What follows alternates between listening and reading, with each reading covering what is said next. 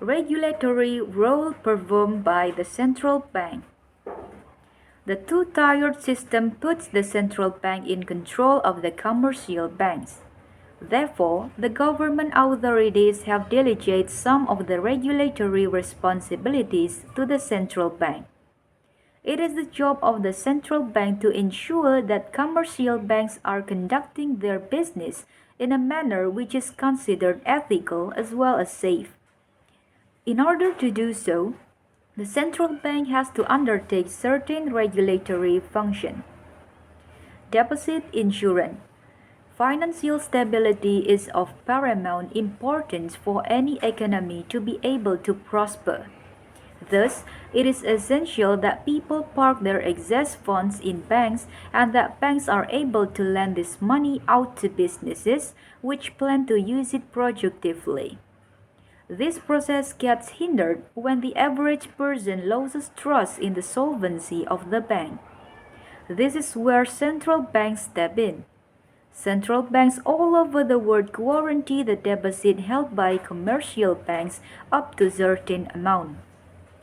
They may do so directly or they may create a separate body backed by them, thereby ensuring the deposits indirectly. This is called deposit insurance and it indirectly helps in ensuring that the commercial banks use their deposit judiciously.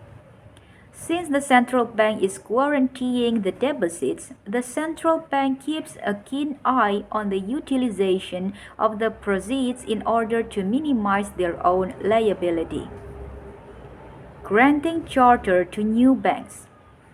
The central bank also plays an important part in the regulatory role as it decides whether or not to grant charters to new banks. In most countries around the world, charters are granted by judicial bodies and not by central banks. For instance, in the United States, a banking charter can be granted either by federal authorities or by state authorities. However, the Federal Reserve cannot grant a banking charter on its own.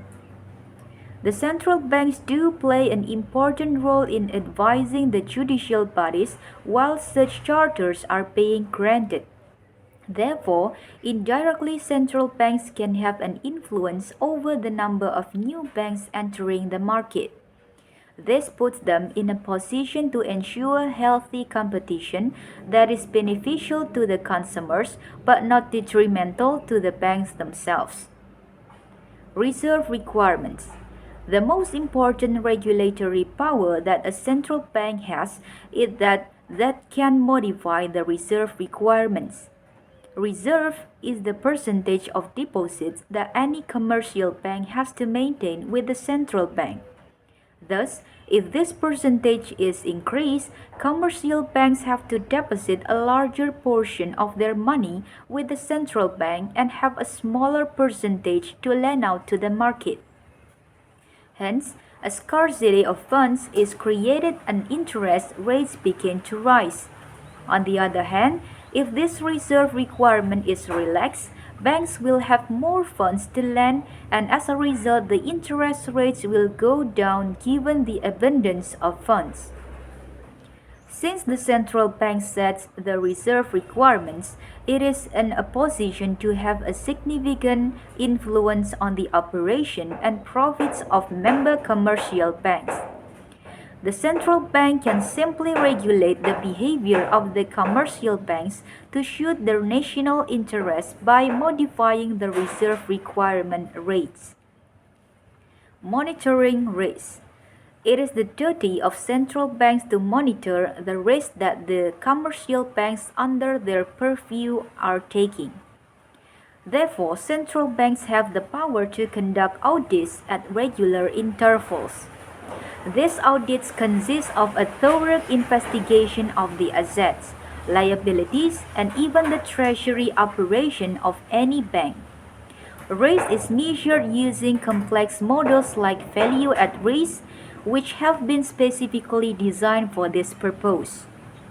Commercial banks have to ensure that their risk profile is within the limits prescribed by the central bank. They also have to ensure that they have enough capital on hand to meet the needs of the depositors if required. Thank you.